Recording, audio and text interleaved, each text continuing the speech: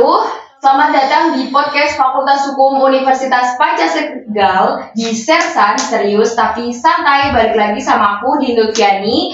Kali ini aku nggak sendiri, ada teman aku nih dari semester 5, ada Mbak Salma. Boleh hai dulu Mbak ke teman-teman. Hai. Oke. Kemudian ada Pak Taufik, selaku dosen dari HTN ya Pak. Gimana Pak? Sehat? Alhamdulillah. Mbak Salma juga sehat ya? Alhamdulillah. Gimana nih kesibukannya Mbak Salma dulu selaku mahasiswa semester 5? Yang pertama sih pasti yang pertama sibuk kuliah ya, itu kan prioritas. Terus yang kedua juga kerja, yang ketiga sekarang lagi prepare buat magang. Oke, iya guys, semester 5 ini mau magang nih. Oke, kalau Pak Taufik sendiri kira-kira sibuk apa aja sih Pak selain ngajar nih? Barangkali di luar juga lagi punya bisnis kah atau apa sibuk gitu? Enggak, kalau saya hanya ngajar saja. Nah, karena kali ini kita akan membahas mengenai Undang-Undang Sapu Jagat atau inkonstitusional bersyarat.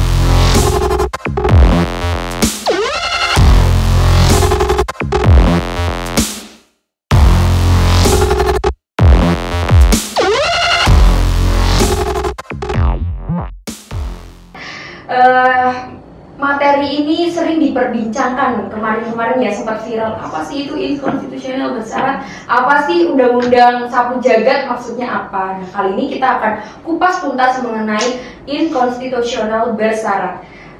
Sebelumnya nih Pak, kemarin kan ada ya Undang-Undang Nomor 11 Tahun 2020 tentang Cipta Kerja ini menjadi konsisten kepada masyarakat yang tentunya menuai pro dan kontra. Yang katanya undang-undang ini tuh yang telah direvisi ini menyapu banyak sekali undang-undang mengenai cipta kerja. Tapi mengenai inkonstitusional bersyarat nih, kira-kira menurut Bapak inkonstitusional bersyarat itu apa sih Pak? Kayak saya sendiri nih belum terlalu paham. Kira-kira menurut Bapak bagaimana? Jadi yang pertama terkait bahwa Undang-Undang Cipta Kerja itu adalah Undang-Undang Nomor 11 Tahun 2020. Jadi undang-undang ini banyak masyarakat menganggap itu sebagai istilahnya Undang-Undang Sapu Jagat, karena terkait banyak pasal-pasal, banyak undang-undang yang ada di sana. Masalah ini menjadi hal baru di Indonesia karena yang mekanisme yang digunakan itu adalah Omnibus Law. Nah, Omnibus Law itu adalah mekanisme penyusunan undang-undang yang belum pernah ada di negara Indonesia. Nah, biasanya itu diterapkan di negara yang menganut sistem common law, seperti di Amerika, Inggris, kemudian negara-negara persemakmuran, negara yang pernah dijajah oleh Inggris, Irlandia, Australia, dan lain sebagainya.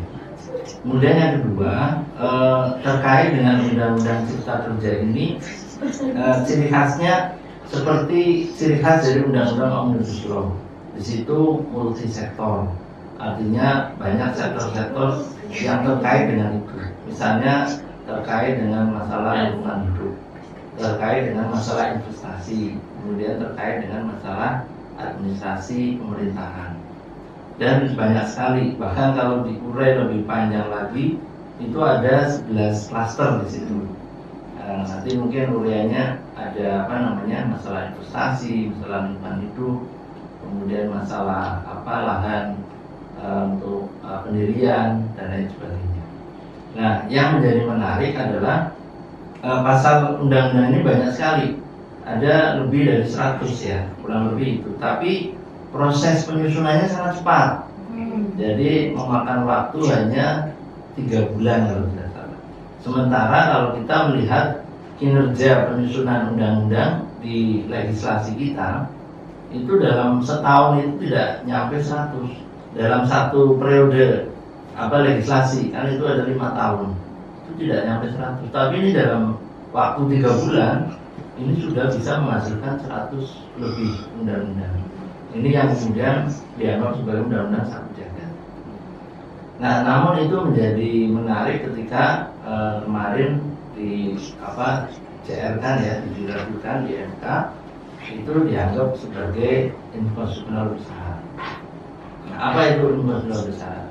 Jadi inkonstitusional bersyarat ini adalah ketika proses judicial review itu kan menguji ya, menguji secara formil maupun menguji secara material terhadap undang-undang dasar 45. Ternyata banyak materi-materi yang tidak berkesesuaian dengan undang-undang dasar 45. Kemudian banyak pasal-pasal atau undang-undang yang berbenturan antara satu dengan yang lainnya, sehingga ini dianggap dari sisi Undang-Undang Nomor 12 tahun 2011 itu dianggap ini sebenarnya membuat peraturan baru atau merevisi. Kalau membuat peraturan baru, acuannya harus Undang-Undang Nomor 12 itu, ternyata tidak dipakai itu. Kemudian kalau misalnya revisi, ternyata banyak undang-undang yang dihapus. Jadi dari sisi inilah, dari sisi aspek azas pembentukan undang-undang itu dianggap tidak sesuai dengan Undang-Undang Dasar 45. Akan tapi MK itu memberikan kesempatan. Ini sementara masih bisa, selama dalam rentang waktu 2 tahun itu harus diperbaiki. Kalau tidak diperbaiki dalam waktu 2 tahun, berarti itu dianggap sebagai bertentangan dengan Undang-Undang Dasar 45, atau istilahnya akan menjadi inkonstitusional permanen. Ya, jadi itu. Jadi Pak, mengenai tadi sudah disinggung mengenai putusan MK nih. Kemarin itu kan sudah banyak sekali nih aksi-aksi ya, aksi-aksi mengenai undang-undang ini, terkait undang-undang ini harus dicabut dan sebagainya. Bahkan sampai MK pun melakukan judicial review dan menyatakan bahwa ada inkonstitusional bersyarat. Itu kan menjadi tanda tanya besar untuk masyarakat. Maksudnya inkonstitusional bersyarat ini maksudnya gimana gitu. Dan bahkan ketika saya baca putusannya pun itu banyak sekali ya, ada 448 lembar itu kalau nggak salah putusan nomor 91 itu. Dan di situ saya baca di bawah amar putusan itu terakhir itu ada perbedaan pendapat antara hakim. Itu saya baru baca, mungkin karena saya kurang baca bagaimana, saya baru membaca putusan ada perbedaan pendapat seperti itu. Nah, menurut Bapak mengenai putusan MK ini itu bagaimana? Apakah sudah tepat memutuskan seperti itu atau bagaimana? Iya.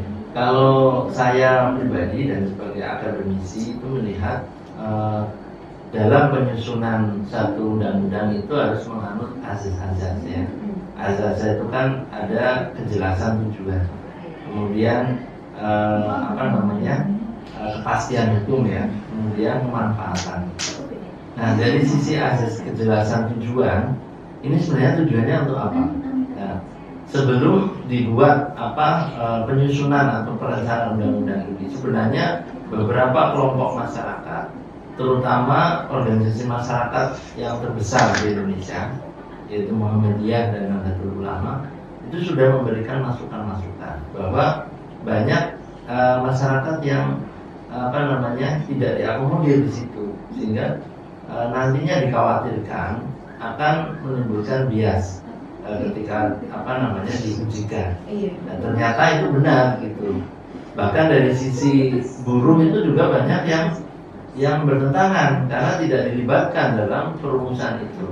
Kelompok-kelompok serikat buruh itu banyak yang tidak diajak dalam diskusi, banyak kelompok-kelompok tertentu. Nah, ini dari sisi keterbukaan itu tidak ada, sehingga wajar kalau kemudian itu meledak, menimbulkan masalah. Dan kasihan juga beberapa elemen masyarakat yang kemudian menjadi martir ya, ada yang ditahan dan lain sebagainya, yang mana itu masyarakat atau rakyat Indonesia sendiri. Nah, kalau ini kemudian dianggap dibatalkan oleh MK, Lalu mereka yang mendemo itu apakah salah kan itu? Ini yang menjadikan semakin memperbesar masalah ini. Tadi kan menurut Pak Taufik seperti itu. Kalau misalkan dari sudut pandang Mbak sendiri, dari kacamata mahasiswa, mungkin Mbak sendiri belum tentu ikut aksi ya, tapi teman-teman yang lain belum tentu juga nggak ikut aksi juga. Banyak juga teman-teman kita yang mengikuti aksi meskipun di universitas ini tidak menyelenggarakan, tapi di luar banyak sekali ormas-ormas yang menyelenggarakan aksi. Nah, kalau dari sudut pandang Mbak sendiri nih, gimana nih mengenai putusan MK ini terkait tadi adanya inkonstitusional bersyarat, terus tadi kemudian harus diperbaiki 2 tahun. Nah, Mbak Salma gimana nih? Iya, yang pertama sih sejak pertama dari pembentukan Omnibus Law ini kan emang udah menuai banyak polemik ya. Iya. Apalagi undang-undang ini disahkan pada saat demo itu masih meledak dan ini disahkan. Ya. Mungkin sejak awal saya berpikir bahwa emang undang-undang ini emang rancu gitu. Ini arahnya mau dibawa kemana? Kok kita bisa sih kayak menyatukan undang-undang yang multi cluster dalam satu bis, dalam satu peraturan? Dan itu kan mungkin agak sedikit kurang pemahaman bagi semua orang gitu, bagaimana bisa undang-undang disatukan menjadi satu, dan itu juga multi cluster. Terus juga terkait putusan MK yang menurut saya ini seperti jadi angin segar ya bagi kita semua. Mungkin putusan MK ini nggak sesuai dengan tuntutan yang kita berikan waktu demo waktu itu, karena tuntutan yang diberikan mahasiswa, buruh, dan akademisi lainnya adalah undang-undang ini batal sepenuhnya, bukan inkonstitusional, lalu dirubah lagi, lalu bisa sah lagi. Itu kan bukan seperti itu tuntutan pada awalnya. Mungkin ini tidak sesuai dengan tuntutan pada awalnya, tapi seenggaknya kan Mahkamah Konstitusi berarti membenarkan, oh ini berarti ada yang salah nih, ada cacat formil seperti itu. Jadi sebenarnya membuat mahasiswa juga bertanya-tanya, ada apa sebenarnya? Kenapa ini seperti dipaksakan harus disahkan seperti itu kan sebenarnya? Jadi nggak salah juga mahasiswa ataupun mahasiswa ataupun buruh juga bertanya-tanya menyelenggarakan aksi, karena mereka ini masih bingung maksud dari undang-undang ini itu apa kayak gitu. Oke. Nah, saya ngerti Pak, saya nggak apa-apa nih ya Pak, tanya banyak ini soalnya saya bingung gitu dan masih banyak yang pengen saya ketahui.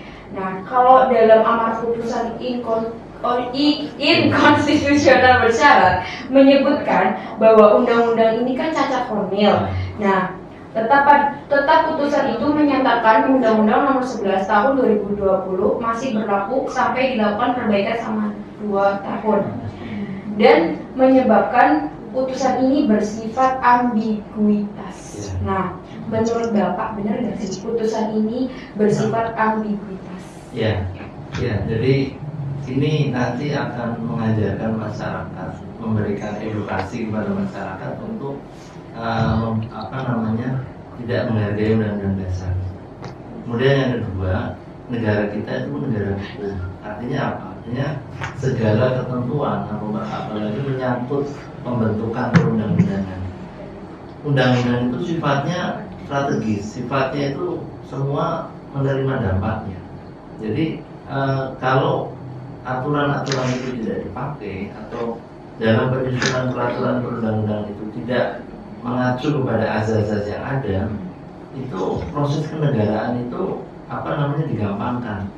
Nah, kejadian yang dialami pada saat ini kan sebuah akumulasi dari kesalahan-kesalahan atau cacat-cacat ketatanegaraan yang sudah ada sebelumnya. Nah, ini puncak gunung es. Kenapa ini bisa terjadi? Ini karena pertama, sifat kenegarawan di kita itu masih banyak yang tidak ada, sehingga putusan-putusannya itu hanya lebih melihat kepada kepentingan dirinya atau kepentingan golongannya, itu seperti itu, bukan kepentingan negara. Nah, bagaimana mungkin ketika dalam rentang waktu 2 tahun ini tidak boleh membuat satu kebijakan-kebijakan yang strategis, tapi pada sisi lain peraturan pelaksana itu tidak boleh dicabut. Ini bagi para praktisi itu bingung, bagi para komisaris, bagi para pemerintah daerah ini bingung. Bagaimana kalau kemudian ini berjalan, investasi berjalan, kemudian 2 tahun kemudian memutuskan undang-undang cipta kerja ini dianggap inkonstitusional permanen. Yang terjadi bagaimana? Ini akan mudah diklaim oleh para pengacara-pengacara, apalagi banyak investor-investor yang tidak ada di Indonesia tapi luar negeri, mereka bisa menggunakan celah hukum ini menjadi mendiskreditkan negara. Artinya harga diri negara itu dipertaruhkan. Jadi benar kalau ada istilah ambiguitas, ya benar, bagaimana mungkin sebuah undang-undang yang cacat secara formal dan material itu masih bisa diberikan kesempatan.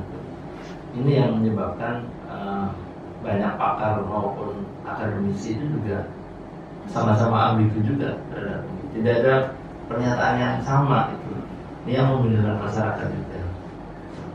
Nah, kalau menurut Mbak Salma sendiri nih mengenai statement ambiguitas gitu ya, saya juga baru dengar nih mengenai undang-undang ini putusan MK ini bersifat ambiguitas. Nah, menurut pandangan dari Mbak Salma sendiri nih, apakah di luar gitu ya, lingkup mahasiswa pernah ada obrolan nggak sih bahwa putusan MK ini juga ambiguitas, atau bagaimana dari sudut pandang mahasiswa mengenai statement ini? Kalau saya sih sebenarnya simpel saja ya. Gak usah kita bilang ambigu atau enggak, tapi yang pasti adalah undang-undang ini kalau diterapkan selama masa perbaikan itu pasti bahaya. Karena apa? Kalau kita ibaratkan undang-undang itu sebuah rumah itu rusak, harus direnovasi, lalu ada orang yang masuk, emang mungkin, tentu belum ada kemungkinan bahwa rumah itu akan rubuh, tapi kan pasti ada kemungkinan bahwa rumah itu akan rubuh dan membahayakan orang yang ada di dalamnya, seperti itu. Jadi undang-undang ini juga bisa aja membahayakan orang-orang yang terlibat di dalamnya karena masih cacat seperti itu ya. Oke, benar, saya juga sepakat sih mengenai Mbak Salma kalau misalkan undang-undang ini kan bagaikan rumah ya. Kalau misalkan ini tidak bisa membuat kita nyaman, tidak bisa membuat kita aman, ya kenapa masih tetap diteruskan seperti itu. Oke. Mungkin terakhir nih Pak ya, untuk closing statement, saran untuk para mahasiswa hebat untuk selalu aktif mengikuti perdebatan undang-undang cipta kerja dan mengkritis dalam menyikapi undang-undang ini. Tentu sebelum saya tanya, saya juga melihat gitu ya, banyak sekali mahasiswa itu kurang peduli mengenai isu-isu negara saat ini. Misal kemarin ada Permendikbud ya, PKS itu, kemudian ada ini konstitusional bersyarat. Saya yakin banyak sekali mahasiswa yang nggak peduli mengenai permasalahan ini. Bagi mereka mahasiswa atau anak-anak muda, ya itu urusannya mereka, udah urusan DPR, urusan pemerintah, bukan urusan saya. Tapi sebenarnya menurut Bapak itu penting nggak sih?